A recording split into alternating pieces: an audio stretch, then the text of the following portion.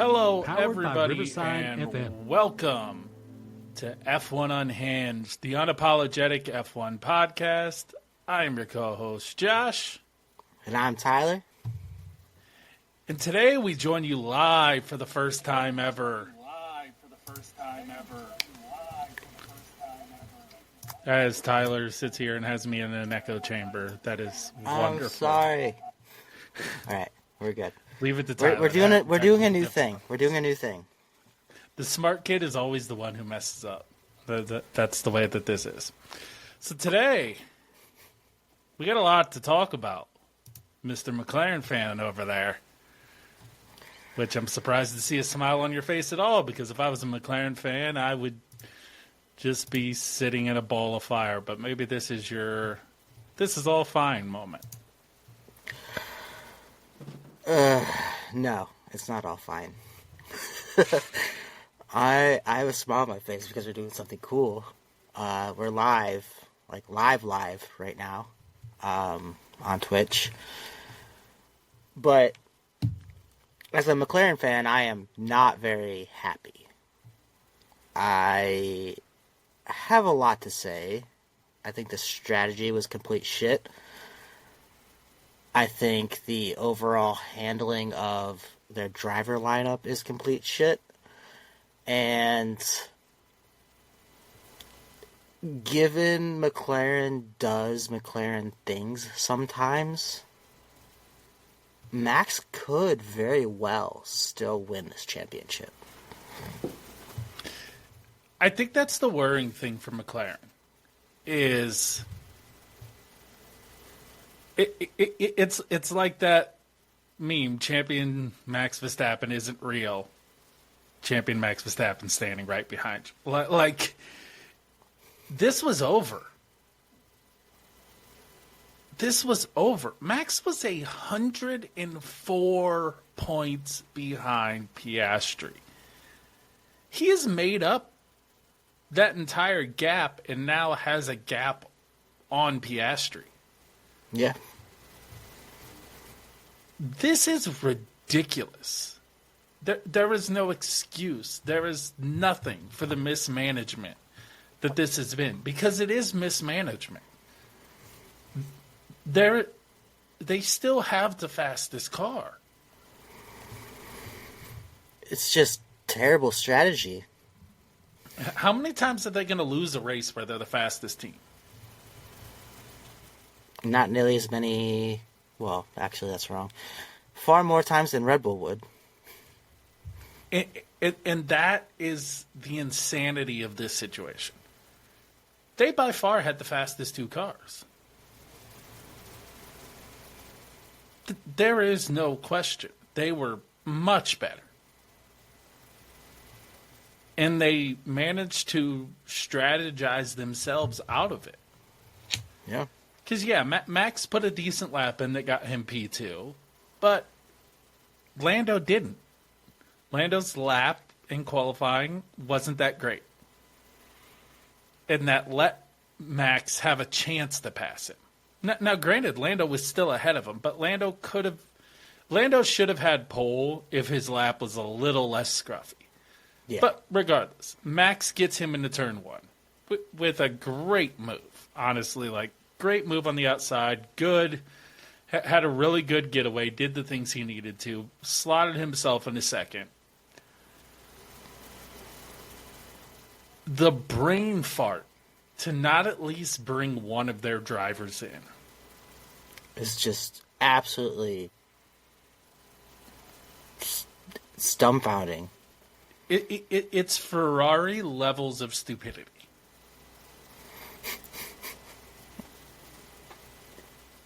It's at that point now where they are the meme of the clowns on the pit wall, not Ferrari. Because the fact that they couldn't risk giving one of their drivers a lesser strategy meant they gave both their drivers a lesser strategy. That's true. One of the two should have picked. At worst, one of them needed to pick. But the fact that neither of them did is really what cost them the most. Yeah, because then the whole field pit behind them.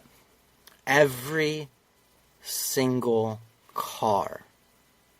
All 18 other cars pitted. Which then meant Max lines up behind them, not needing an extra pit stop like they did. Yeah, and he pitted a second time a few laps later. And he had an 18-second lead. Here's the problem with what they did. And honestly, they're lucky. They're extremely lucky that Fernando Alonso exists. If Fernando Alonso doesn't form a DRS train that nobody could get around, I don't know if Lando gets a top 5.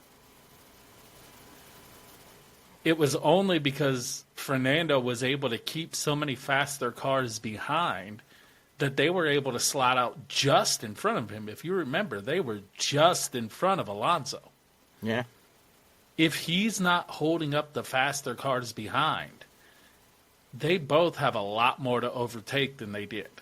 Yeah. That is true. And even with that, you now put yourself in a situation to where any incident on track loses you the championship. It doesn't even have to be a catastrophic incident. Just something that means you finish 4th. And now your championship's over. And now you also put yourself in a really awkward situation. Because you don't want to show favoritism to drivers, right? What happens if Lando's in 4th and Oscar's in 3rd?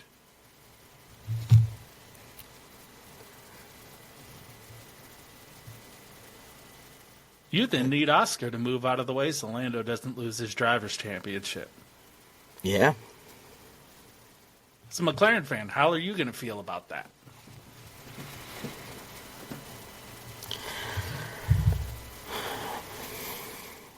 As somebody that has always kind of hated the papaya rules thing,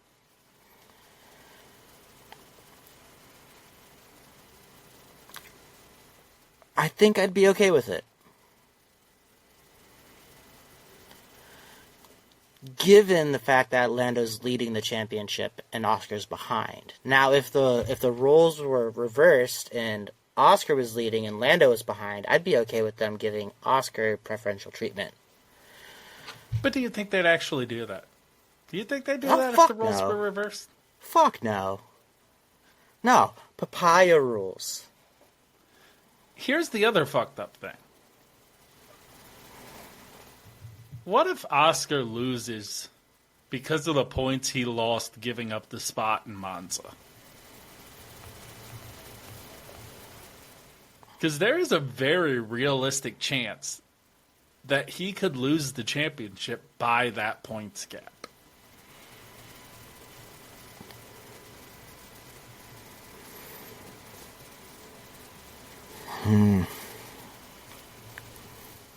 Yeah, I don't know. I can tell you Piastri's side isn't very happy. Yeah, no. And they're not even trying to hide it anymore. And I understand because the team trying to constantly play fair just cost one of their drivers a chance. Now the only way Oscar wins is pretty much if Lando doesn't finish. Because the idea of Lando finishing 7th, 8th place probably doesn't happen if Lando's not in an incident. Yeah. Well, and but also an incident to require a car that fast to finish that far down is probably a race-ending incident. Yeah. And I mean, I had said this pre-show. The whole papaya rules, like, fair play thing isn't actually fair. By playing fair for the team, they are being unfair to each driver on their team. 100%. And it doesn't make any sense. Like, I don't know if there's another team on the grid that doesn't have a number one driver. And the problem with getting involved in this kind of way, you know, Lando had a lot to say about Max saying he'd have won the championship already in a McLaren. And aside from the obvious reasons that I'm going to say that's damn true, which is Max is just a better driver in general, I think there's also another reason, which is, and we've talked about this before already, both podcasting and off podcast. There is zero chance in hell Max is following any of those orders. Max Absolutely is not giving up a position in Monza. If Max thinks he's supposed to pit in that situation, he's not going to not pit so that it doesn't hurt his teammate. The reason why Max would have won the championship already is he would have never let this lead falter in this way. Because think about it last year when the lead started going away. Max dug deep and scrapped every point he possibly needed to make sure that gap was there. Yeah. And when there was a time for a killing blow, Max delivered it. When in Vegas he could have been over the top, he instead just got the points that he needed. And I don't believe that mentality existed with the McLaren drivers. It's kind of what we talked about last year with Sainz at Ferrari.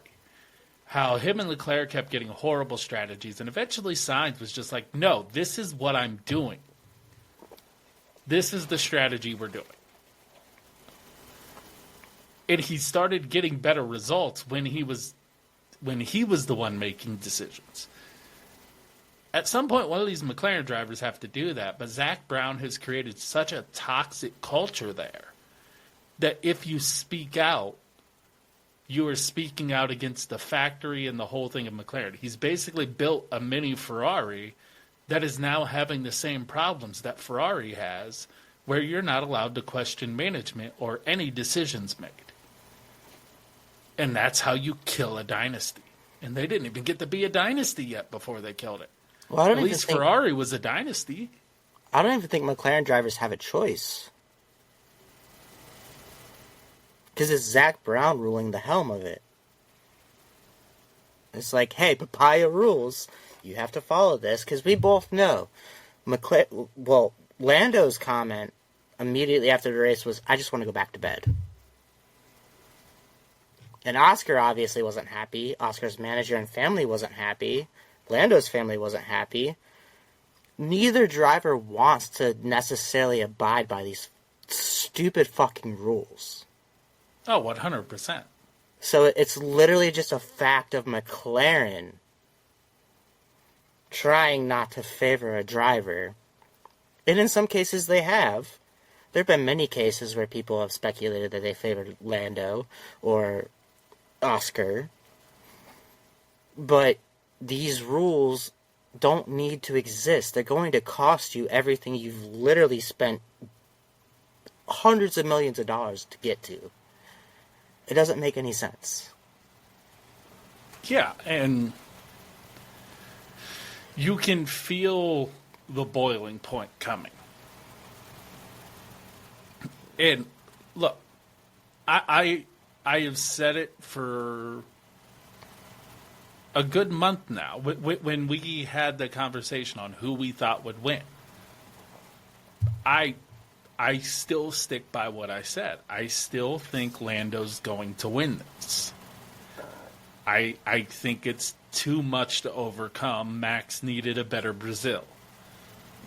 When he gave back some points at Brazil, I thought, that's difficult. And you're in a situation right now where you need Lando to finish fourth, and he won this race by 50 seconds last year. That's going to be really tough. As good as Mercedes has been lately, that's going to be tough. You need You need Oscar and a Mercedes to finish ahead of him. Yeah. And I just don't know if I see that. And you need Max to win, which I don't know if I see that. Because the McLaren is that much better at Abu Dhabi. That's always been a track Red Bull's had issues at.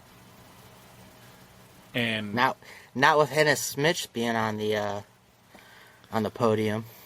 Well, that's the thing, is Red Bull's going to need something crazy to happen. Red Bull can't have a straightforward race and win. So, I still think Lando's going to win. But can you imagine the hell that will come from if Max wins this championship?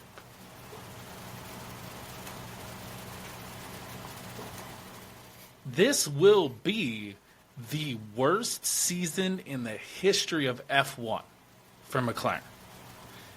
This will go, they will make documentaries about this failure. It'll be in textbooks. This will be the biggest collapse in the history of modern motorsport. The asinine lead that they had, not just one driver had over Max, but both their drivers had a pretty big lead. One just happened to be massive. But to piss away 104 points to the slower car, this would be a catastrophe. It really would be, honestly. And I think Drive to Survive will have a pretty large percentage of view time based on how McLaren fumbled it if they lose. Drive to Survive would have to do what they did for the 2021 season, where they might have to release the season minus 2 episodes that they add a month later, because they have to make brand new episodes just for how the season ends. Yeah. And I think what makes this 10 times worse is the regulation change coming up. We don't know if McLaren's going to have another opportunity to do this. It could be another 20 years.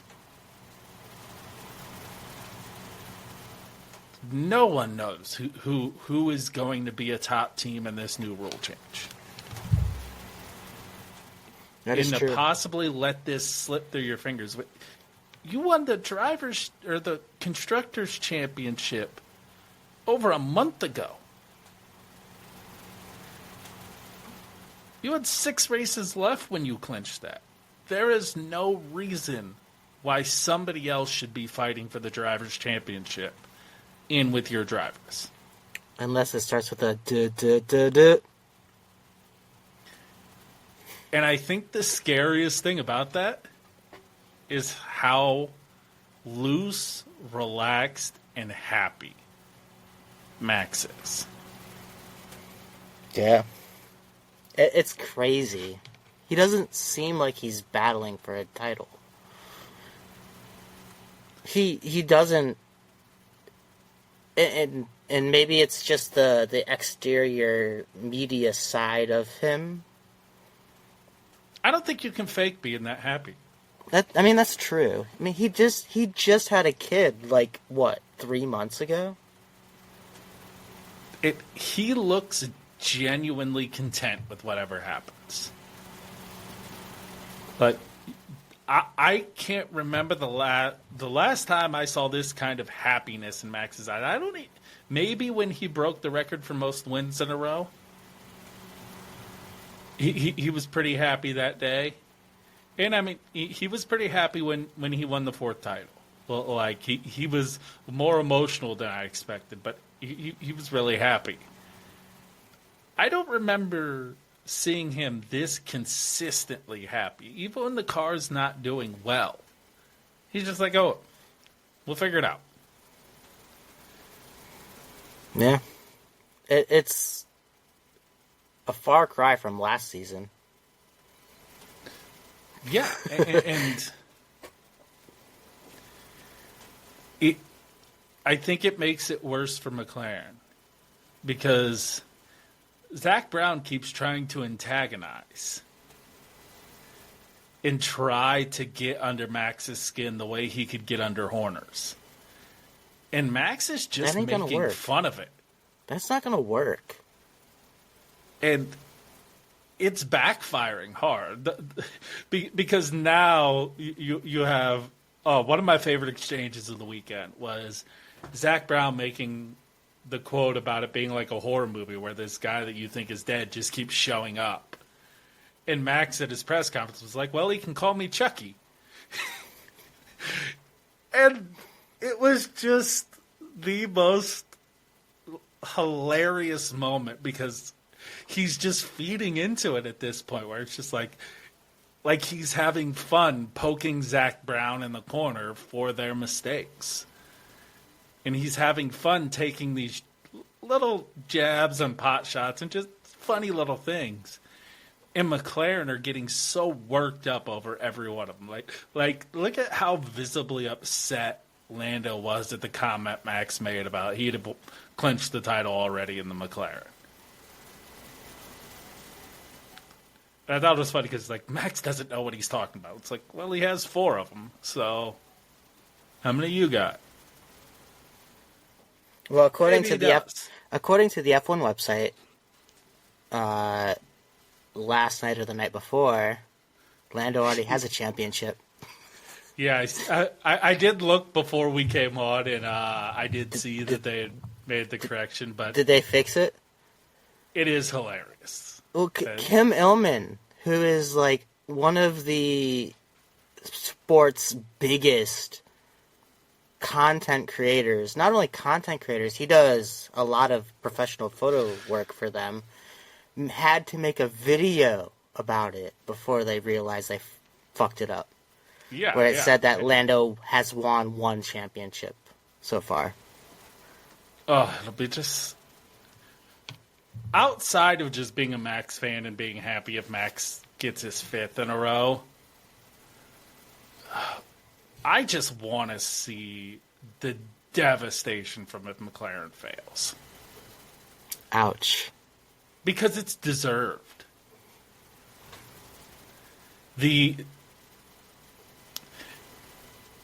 It's deserved because Zach Brown has become everything that he said Christian Horner was.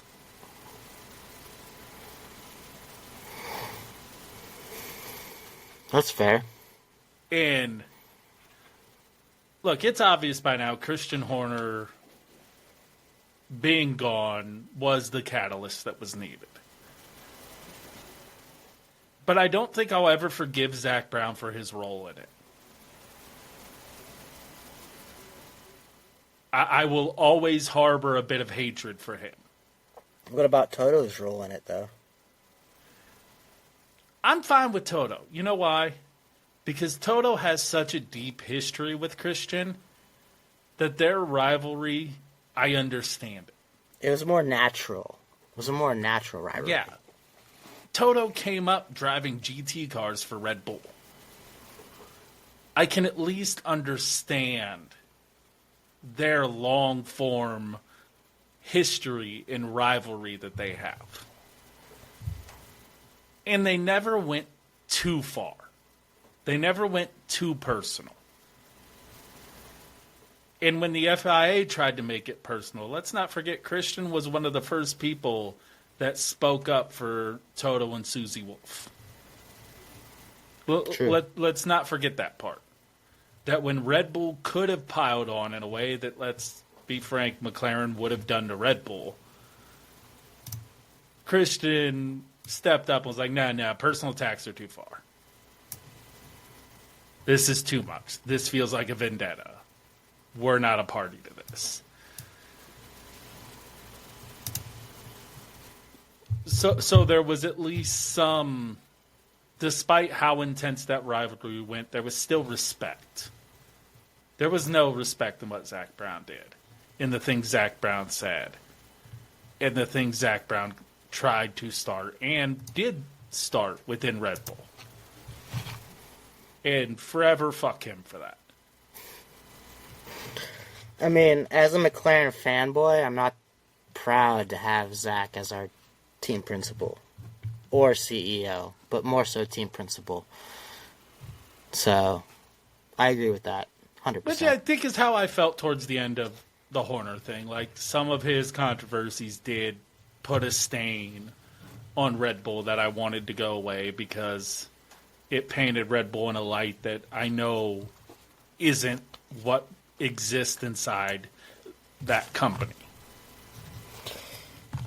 I will say, though, do you know who painted somebody in a terrible light this weekend? Ooh, I hope you're talking about Carlos Sainz. Oh, absolutely. Absolutely, he crushed it. Absolutely crushed it. You know, everyone thought I was crazy when I was worried about Lewis and Ferrari. I wanted it to succeed bad because I do like Lewis. In a similar thing to the Toto and Lewis, Toto and Christian, Max and Lewis always felt like a rivalry that didn't get personal. In some ways, there was always respect shown.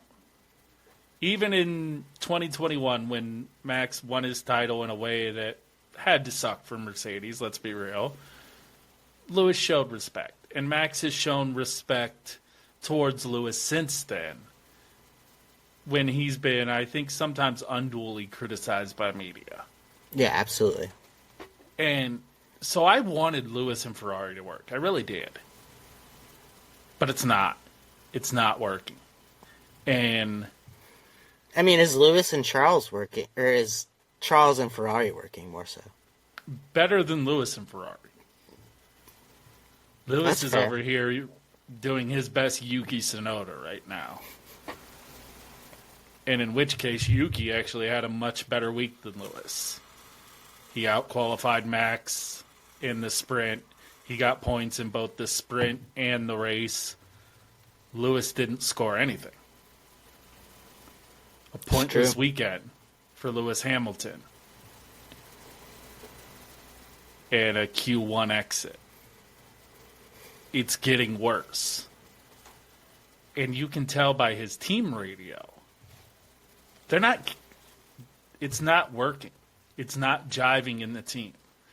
Lewis is not fitting into Ferrari the way I think he thought he would. I think it's the opposite. I think Lewis isn't fitting into Ferrari the way Ferrari thought he would fit. Truthfully. Both can be true statements, honestly. I mean, you're going into Fatosi, like a lot of Formula One drivers dream of racing in red. Until they get there. Until they get there. But I think Ferrari had more hope that their team could mesh with Lewis Hamilton, who was a 7-time world champion, than Lewis had ambitions of Ferrari being able to mesh with him. Well, I think the problem is Ferrari doesn't have an identity anymore. Well, Ferrari is a business bloke at this point. Like they have the chairman saying, "Hey, stop talking." When multiple people who have raced for Ferrari are saying it's the chairman's fault they're this bad. Exactly. I think it's a higher end issue than it is the driver issue. Because even Leclerc has definitely done better than Hamilton this season, but Leclerc hasn't raced nearly his potential this season. No, we're going to get the first Ferrari winless season.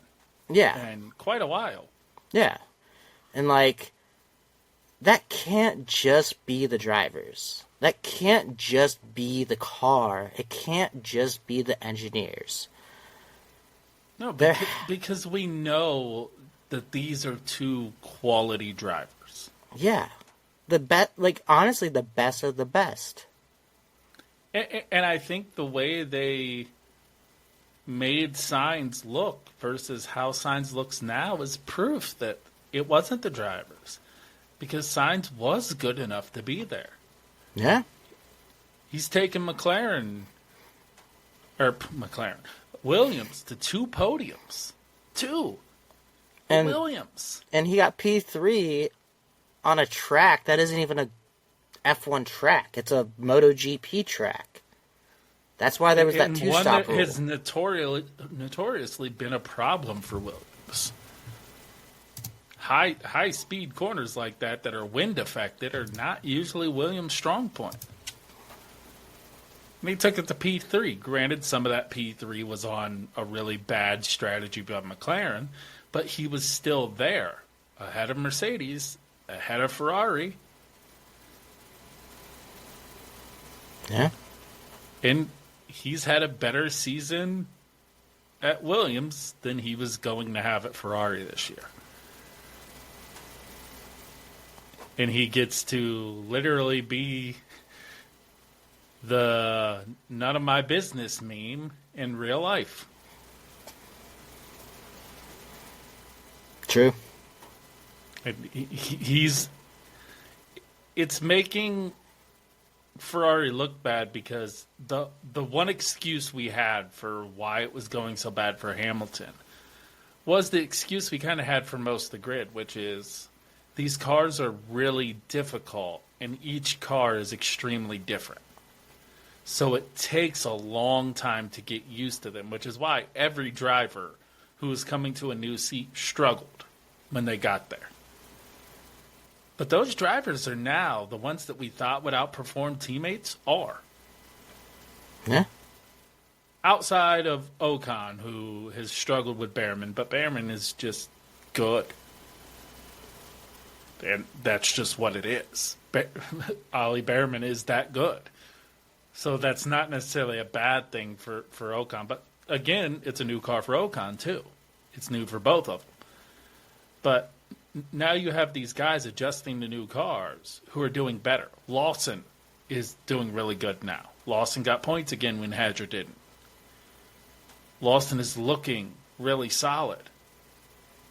You have Bortoletto having on and off weekends, but Hulkenberg also looking really good in that Sauber. Like, other people are making adjustments that for whatever reason Ferrari can't seem to make. Ferrari are just as off pace as they've been all year. Yeah. It's terrible to see, but also probably pretty good for the championship, so.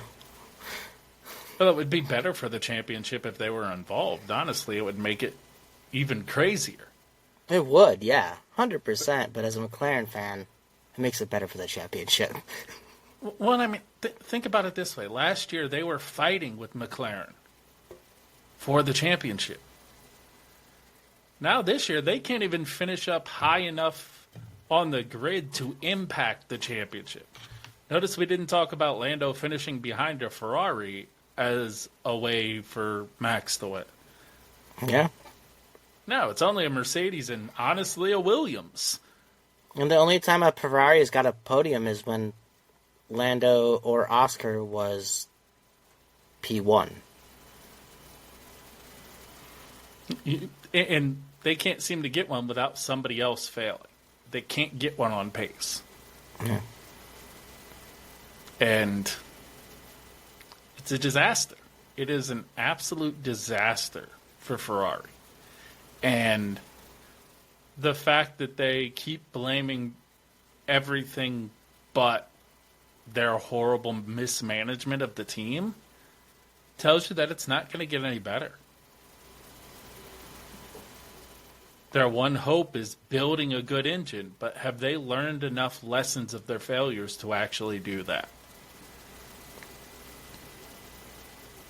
I'm not convinced. If you held a gun to my head and told me pick who does better next year, Audi or Ferrari? Audi. I think that's who I'd pick. I'm saying that because next year I switched to an Audi fan, but also it's 100% true. Here's the true level of embarrassment. We're in a brand new rule change. No old parts. No old anything.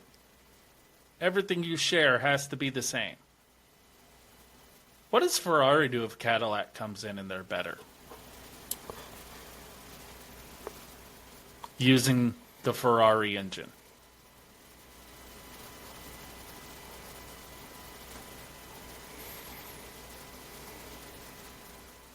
What happens then? Haas has never really been able to say that because Haas has always had a second-rate car. Yeah. We know Cadillac's not coming in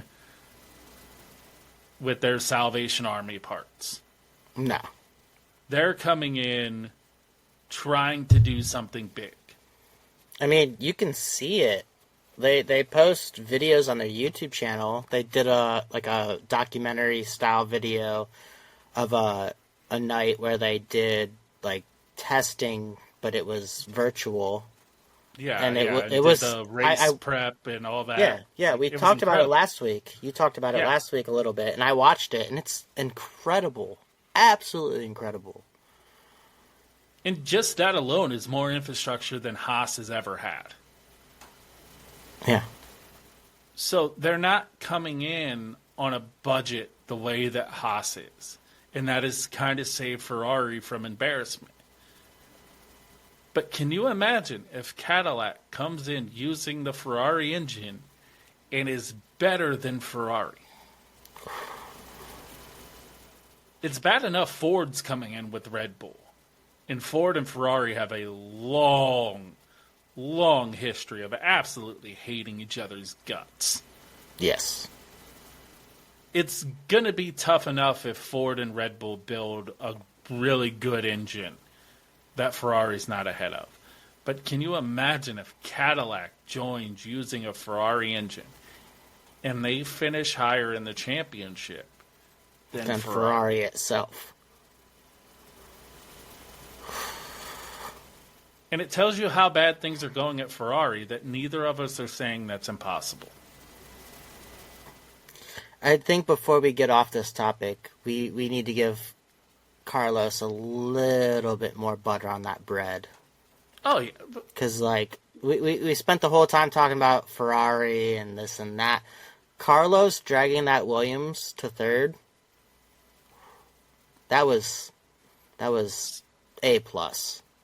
So if we go outside of my Max Verstappen glazing for 5 minutes, outside of Max Verstappen, I think Carlos Sainz is my driver of the year.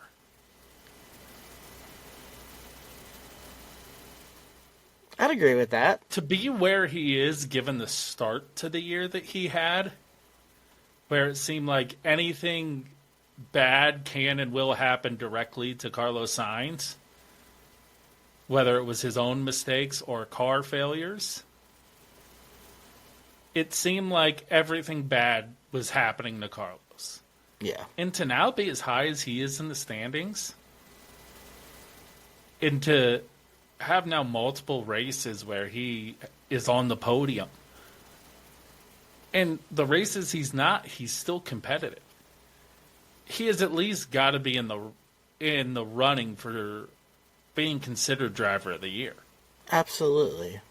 Like for me, it'd be him and Behrman are my two guys that I look at that just have outperformed anything I expected from them this year. Not Hadjar?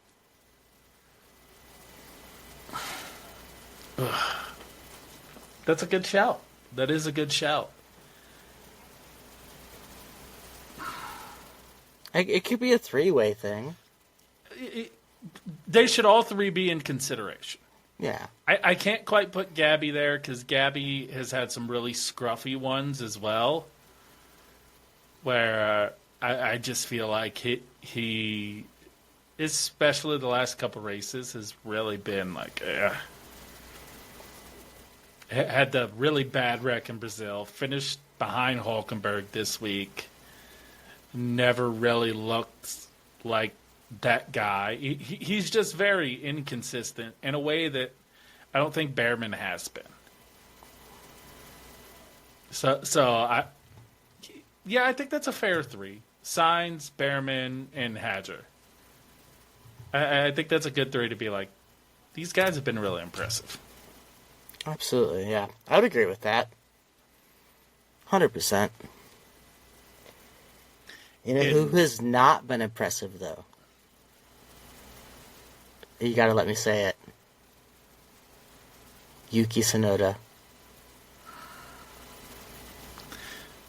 The fact that him scoring a single point was like, ooh, Yuki scored a point, is why he's going to be in endurance racing or IndyCar next year.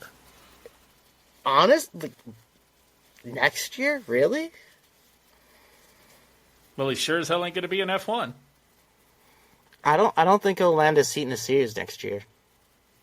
I do. Honda's got a lot of power in WEC. So he could get a WEC seat. I know there's already been talks with IndyCar teams as a possibility of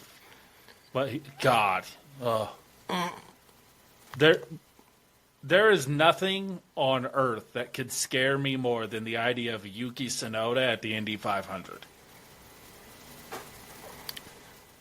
I feel like Indy has enough bad F1 talent signing Mick Schumacher. Yeah, but don't forget, Honda has engines in Indy, and Honda loves them. If he's going to get a seat somewhere, it's because Honda's throwing some money at somebody. It wouldn't be the first time they threw money at somebody. Red Bull. Yeah. Yeah, but that's why I think he's probably going to end up in IndyCar. It just terrifies me of him on an oval and the high-speed accident he's going to eventually be in. Because let's be real. Does anyone on planet Earth see Yuki Tsunoda making it through an Indy 500? No. He's going to wreck quicker than Kyle Larson did. And that says a lot, because Kyle is actually a good driver. Yeah, wow. Speak for myself, because you don't like Kyle Larson. In certain series. Maybe you don't like Kyle Larson most of the time, but I like Kyle Larson. So. The fact he won the title this year pisses me off. My boy. Yeah. Should have been Denny's. Now they're going to change the points because of it. I mean, it should have been well, Denny's. if there is a NASCAR. I really wanted it to be Denny's championship, but it was Denny, Larson, and Gibbs. So the fact that one of my three Gibbs drivers never had won a chance. I was hoping Reddick would have a shot, but that ended up not coming. I mean, of course, if it was my choice, it would have been Bubba, but his boss destroying his car. Maybe that was the karma that made Denny lose. So now that we had this little break in F1, given that we have an off season coming up, if you want us to talk about NASCAR and the NASCAR drama a little bit more than we have already, let us know. Let us know in the comments. Let us know wherever you can let us know. Yeah. We have a website. You can email us, comment YouTube video, whatever. I'm sure now that the trial is about to start, they are doing jury selection starting today, I believe. I think the trial starts on the 8th, if I'm correct. So I'm sure we will talk about some details in that once the F1 season's over. The F1 season ends kind of perfectly for when the trial starts. So I'm sure we're going to share some news on that and what happens, because I have a feeling whatever it is going to be monumental. Either way, whoever loses this case is going to sustain possibly irreparable damage. Oh, for sure. 100%. And on that subject of irreparable damage, we go back to Yuki and the fact that it seems he has created some irreparable damage, because it has been said by Mekis himself that tomorrow, Tuesday, there will be an announcement made. And that announcement will be who the new driver lineup is. And pretty much every source in the know has said the same thing, which is Yuki Tsunoda out, Isaac Hadjar in, Arvid Lindblad promoted to Racing Bulls, and Yuki Tsunoda completely without a drive for 2026. Which is about what we expected it to be. And I think it's fair. Mekis was a supporter of Yuki. He got a fair chance. I feel like he got a fair chance. Mekis was not going to do anything to hurt Yuki. And maybe the car hurts Yuki. Maybe Max outperforming the car hurts Yuki. But the fact is, you can't be a Red Bull driver and struggling to get a single point. Especially being this many points behind. Yeah. Max is a one-man team. You can be a Red Bull driver and struggle for a few races. But, I had it pulled up on my phone, but this was ages ago at this point. Do you know his highest finishing position was in the sprint race this week? Really? And that was only because of a penalty to Antonelli. He got that fifth because of a penalty to Antonelli. And fifth is his highest finishing position. He got 4 points. In a sprint race, fifth place was his highest finishing position as a Red Bull driver. But, how did he finish directly behind Max? Because Antonelli got a penalty. That's fair. And Yuki was 19.3 seconds off of Max. Who he started in front of. And yes, admittedly probably didn't fight Max at all. But and Max was 9 seconds off Oscar. So Yuki was 28 seconds off of the lead. That's insane.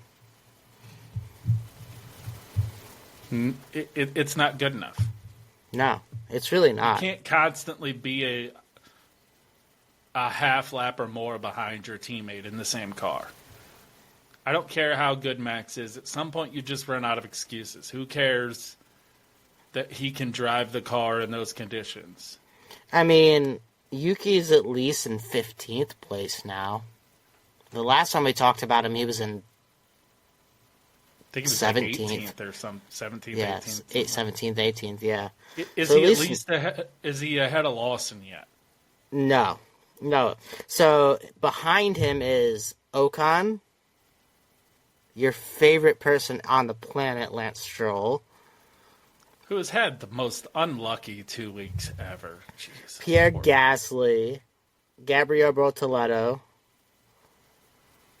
Franco Colapinto, and then Jack Doohan, who has not raced since April.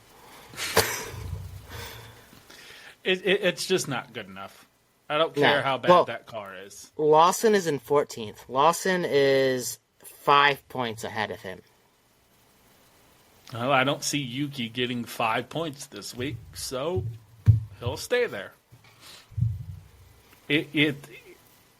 There's no excuse. I don't care how bad the car is. I don't care that Max is able to do things with it that Yuki isn't. There's just no excuse.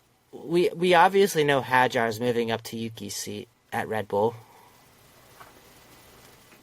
Lawson has a seat at Racing Bulls next season then, right? Yeah. From everything that I've seen and everything that I've heard, Lawson has earned himself another year. I think his bounce back this second half of the year really helped him. He has had a really good second half of the year.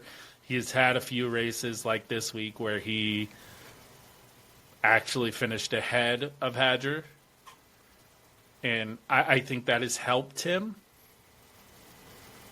He needs to clean up his driving standards a little bit. But Red Bull will always prefer an over-aggressive driver to one who sits behind and doesn't pass. Red Bull will always favor an aggressive driver. They don't really care. Absolutely. And which is why they like Lindblad so much. He's fast, he's aggressive, he's raw. And it's a good situation to bring Lindblad into to let him get his feet wet. This is one of those times where they actually get to use the junior team as it's meant to be. Bring this guy in who is not ready to be in a top car. Let him learn the way that they let Max learn. Like people forget that. Max got a whole year and a couple races to learn. Max came in fast but reckless. Let's hope that works. Because Red Bull the last few years has not done the fast but reckless thing. Yeah. I'm really hoping that they give Arvid two... I'd like to see Arvid get 2 years in that car. Give him 2 years in a Racing Bull.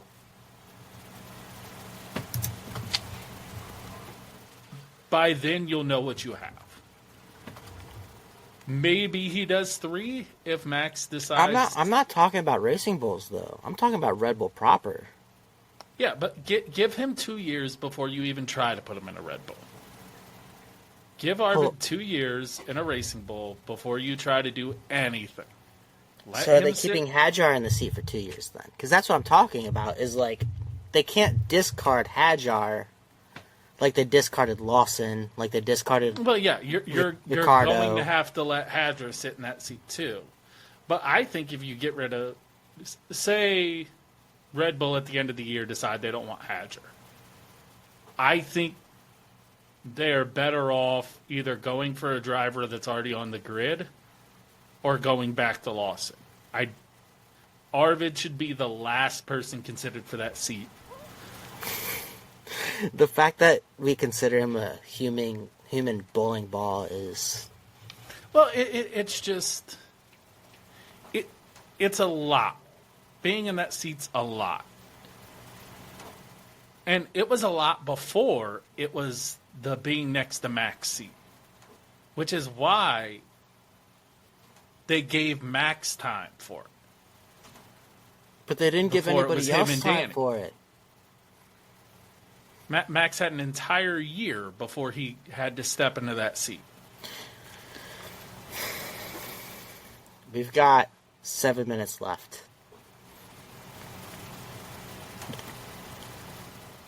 They didn't give Lawson the same time that they gave Max.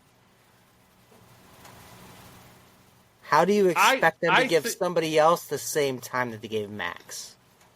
I'm hoping it's because they learned from what they fucked up with Lawson. I've been hoping that for 3 years now. But the way that they're acting now makes me think that they did. I mean, they have Meckies now, so it's not Horner. I don't think they realized how fucked that car was when they threw Lawson in it. So I think the quick yank on Lawson was thinking that Lawson was that far over his head. Because I know he wasn't a consensus pick in Red Bull. Not everybody was on the same page about him being there. Because not everybody wanted to get rid of Checo. That is true. But also Checo started blowing it. I think that's what hurt Lawson in the beginning, is right away you could tell there is something wrong with this car. But they thought it was something is wrong with Lawson. So they put Yuki in, and immediately you can tell, like, oh, we fucked up. It's not a Lawson problem. Yeah, where it's like, oh, he's now finishing behind his old car. Shit. we fucked up. And I think part of that is when Christian got fired, I think they finally started listening to Max about the car. Because a lot gets said about listening to Checo about what was wrong with the car.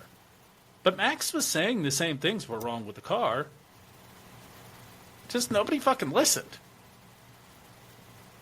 And you notice Mekis is listening to Max a lot more about what's wrong with the car. And that's why they're able to fix things. That car was atrocious in the sprint. It won the race. That's fair. That's listening to your drivers now. I think Mekis is the big change.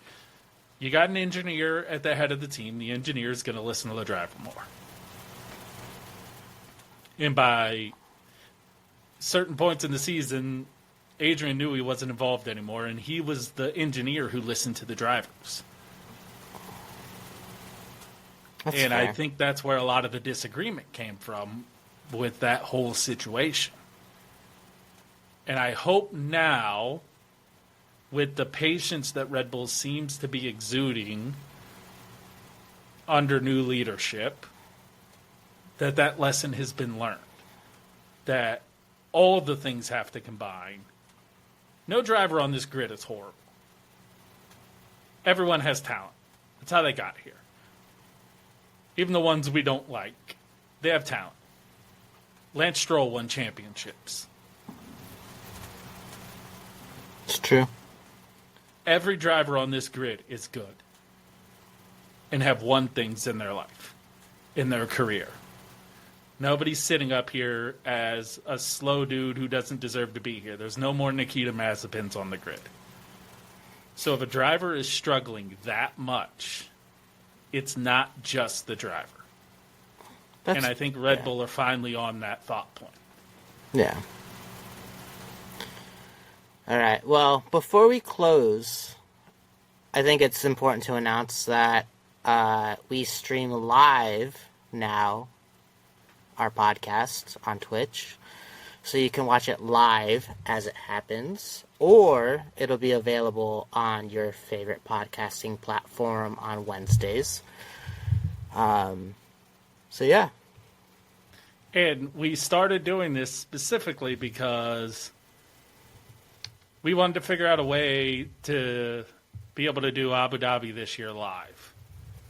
We won't do that for most races, but because of what this race is and what it means in the championship deciding, we didn't want people to have to wait till Monday to see our reactions. So we were going Wednesday, technically. Yeah, for real.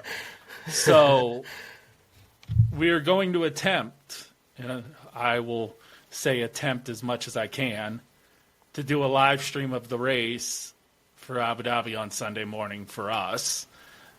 And hopefully it works, and we can share in whatever in the world happens with all of you and do a nice little watch along to the race, all of us together.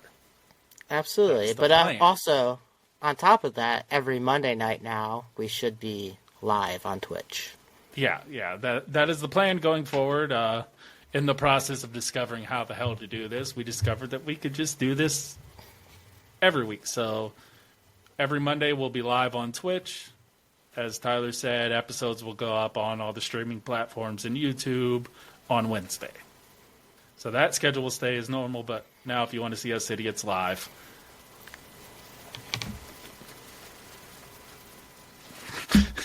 we'll be here on Twitch every Monday. And we'll make sure to put up a schedule of it, of starting time and everything on our socials and on our website. Yep. So that you guys know when everything's starting and what the schedule's going to be. Yep, absolutely. Perfect. And that'll be it for today. We will see everybody bright and early Sunday morning for the season finale, Abu Dhabi Grand Prix. Thanks so much for everybody tuning in for F1 Unhinged. I'm Josh. I'm Tyler. Thank you so much for tuning in.